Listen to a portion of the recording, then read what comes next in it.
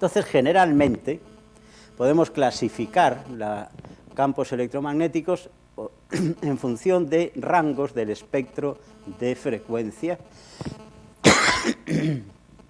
Campos de frecuencia extremadamente baja son normalmente los generados por las torres que transmiten la energía eléctrica. Los cables de alta tensión o de media tensión son aquellos que generan campos de frecuencia extremadamente baja, que en principio se ha pensado siempre que no eran dañinos para la salud.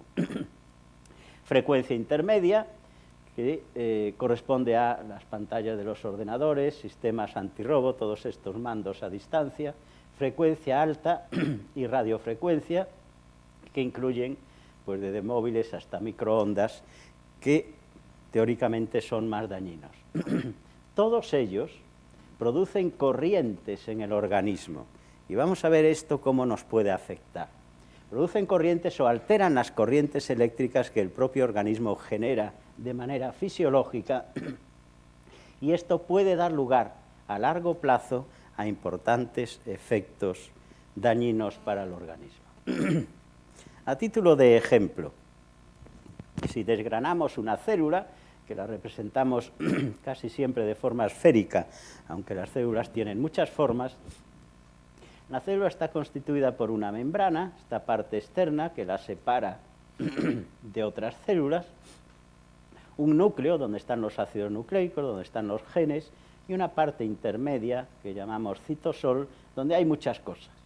Se producen proteínas, se sintetizan lípidos, se producen la degradación de otras proteínas que no interesan o que son dañinas, etcétera, etcétera, y tiene estas estructuras que son mitocondrias, que aquí está ampliada, con esta estructura típica de crestas, que es la encargada de producir la energía de la célula. Si un coche necesita gasolina, una célula necesita energía para vivir, y esa energía es una energía química, y la produce la mitocondria en forma de una molécula que llamamos ATP. El 95% del oxígeno que estamos respirando en cualquier momento es utilizado aquí dentro de esta mitocondria para producir ATP. Y cuando corremos, consumimos más oxígeno, la mitocondria produce más ATP para que el músculo pueda contraerse y podamos seguir corriendo. Si eso se altera, la célula se muere. Por otro lado, la membrana celular, que nos separa esta célula de otras células, no es una estructura inerte. Y esto es importante porque es una estructura que tiene carga eléctrica, debido a que pasan a través de ella, bueno, por diversos mecanismos que no entramos, una serie de moléculas pequeñitas cargadas eléctricamente, puede ser el cloro, el sodio, el potasio, el calcio, y están entrando y saliendo por mecanismos que regulan muy efectivamente este tránsito, de forma que en condiciones normales el interior de la célula, esta parte de aquí, está cargada negativamente frente al exterior. Esta parte de aquí varía de una célula a otra entre menos 20, menos 100 milivoltios. Pero ya tenemos una carga eléctrica que no es estática, que está variando continuamente en función de cómo esa célula esté activa. Y esta diferencia de potencial, este voltaje, existe exactamente igual en la membrana de la mitocondria. Nosotros somos seres cargados eléctricamente. Somos, o podemos constituirnos a veces como dipolos. Y por tanto, si estamos cargados eléctricamente, cualquier cosa que desde fuera afecte a la carga eléctrica va a afectar al funcionamiento del organismo. Fíjense, nosotros en una célula con un microelectrodo podemos pinchar la célula y medir la diferencia de potencial, este voltaje que antes le decía. Por tanto, es un efecto fisiológico, y si nosotros, midiendo esta diferencia de potencial, en el medio ponemos un amplificador, podemos amplificar la señal y ver la corriente eléctrica que hay, y por eso así podemos hacer un electrocardiograma. Ponemos electrodos en la superficie del cuerpo y a través de un amplificador amplificamos las señales, las cargas eléctricas que en el corazón están haciendo que funcione. Igual que el electroencefalograma, también podemos ver campos electromagnéticos a través de algo que el profesor Tomás Ortiz supongo que comentará, de la magnetoencefalograma.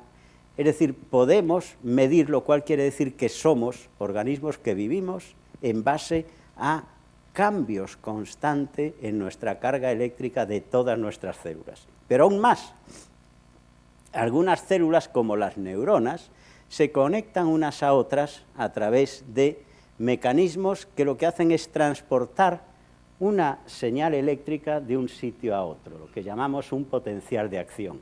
Y cuando una neurona quiere dar una señal para que un músculo se contraiga, bueno, no una neurona, serán unos grupos de neuronas, envía estos potenciales de acción que llegarán al final al músculo.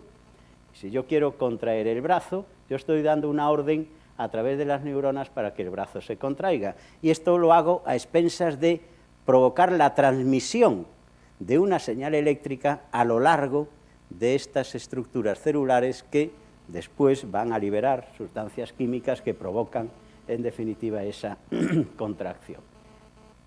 Somos o estamos constituidos por electricidad. Así que, debido a la composición electrolítica de todos los organismos vivos, nosotros somos buenos conductores de la electricidad. Por eso, cuando metemos un dedo en un enchufe, nos da un calambrazo.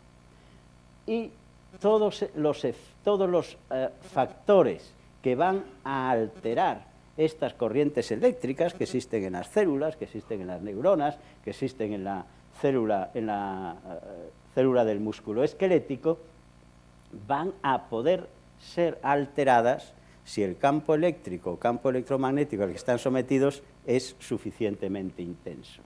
Y además hay otras estructuras que son o tienen propiedades paramagnéticas que pueden ser modificadas por esos campos electromagnéticos, que son los radicales libres, de los cuales la profesora Escames hablará después. En definitiva, se puede producir, alterando esta función básica de las células, los campos electromagnéticos van a alterar la membrana celular y, por tanto, su función de mantener separada una célula de otra, alteración de la comunicación intercelular, de las señales eléctricas que van, por ejemplo, a través de neurona a neurona, y la generación de radicales libres, que en definitiva lo que va a hacer es matar a la célula.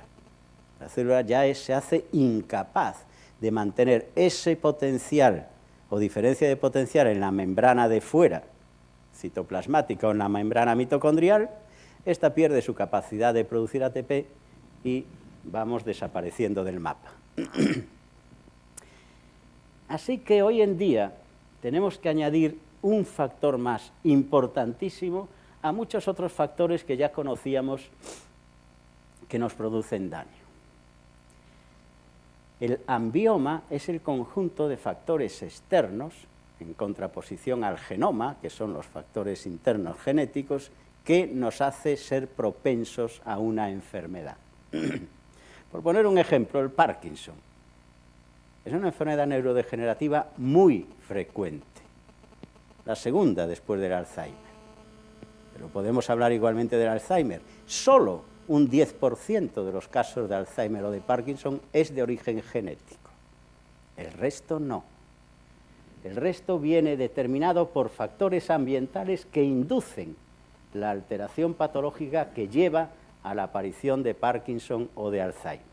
Así que un 90% de las probabilidades de que yo tenga Alzheimer, si voy a tenerlo, dependen de este conjunto de factores externos que llamamos ambioma. Y de estos había muchos conocidos, por supuesto, el alcohol, el tabaco, las infecciones, agentes químicos utilizados en agricultura, muchas veces prohibidos, pero que se siguen utilizando, radiaciones ionizantes, que hablamos de ellas, pero aquí tenemos que meter los campos electromagnéticos. Cada vez vamos viendo con más claridad, aunque no demostrado científicamente, la relación que existe entre incidencia de enfermedades neurodegenerativas y exposición a campos electromagnéticos. Por tanto, entra de lleno en todos estos factores que van a llevar a la destrucción y muerte celular y, por tanto, la aparición de patologías. Bueno, aquello que antes comentaba de los campos electromagnéticos de frecuencia extremadamente baja, que se decía que no eran, bueno, como la longitud de onda es tan grande, no tenía muy poca energía y por tanto no producía daño, están cambiando las cosas. Y aparentemente sí, y estamos viendo que empiezan a aparecer estudios que indican que este tipo de campos, que además pueden estar relacionados también con el aumento de frecuencia de leucemia en niños, están relacionados con alteraciones fisiológicas importantes como la alteración de la síntesis de ácidos nucleicos, que son los responsables de la expresión de nuestros genes, la producción de hormonas y de nuestro sistema inmune, y alteran o modifican el grado de crecimiento y diferenciación celular, pudiendo inducir o favorecer un aumento de proliferación celular descontrolada y, por tanto, tumorigénesis. ¿Hay esa relación? La hay. Por tanto, no podemos decir que sea causa-efecto, pero sí, cada vez empiezan a haber más factores que nos hacen sospechar con esa relación. Después hay otra cuestión que yo quiero sacar aquí también, porque al fin y al cabo yo creo que esto sea un sitio de debate, no de dogmas, ni científicos, ni no científicos. Cuando viene un paciente y me dice, yo es que me he mudado de casa, en la casa donde estoy hay unas antenas de telefonía ahí arriba muy grandes, y desde que me he mudado duermo mal, me duele la cabeza, tengo depresión, o bueno, puedo tener ansiedad, puedo tener molestias gástricas, gastrointestinales, pérdida de líbido. Bueno, algunos pacientes comentan una sintomatología, otros otra, unos una sintomatología más robusta, otros más ligera. Debemos de ser capaces de separar si esa patología deriva a lo mejor de esas instalaciones de telefonía y por tanto de los campos electromagnéticos, de la localización de ese piso. Porque a lo mejor se ha cambiado de piso y ha ido a un barrio que está mucho más contaminado, mucho más ruidoso, que tiene una o dos cafeterías abajo, y todo eso influye, por supuesto, en toda esa sintomatología. Entonces, si nosotros queremos ante las autoridades sanitarias demostrar que esos campos electromagnéticos generan esa patología y, por tanto, tratar a ese paciente de manera adecuada, tenemos que hacer una perfecta historia clínica del paciente para intentar separar cuál es la causa de esa patología. Si somos capaces de separarla y efectivamente lo que ahí está generando este tipo de manifestaciones son esas antenas, entonces tendremos que actuar en consecuencia.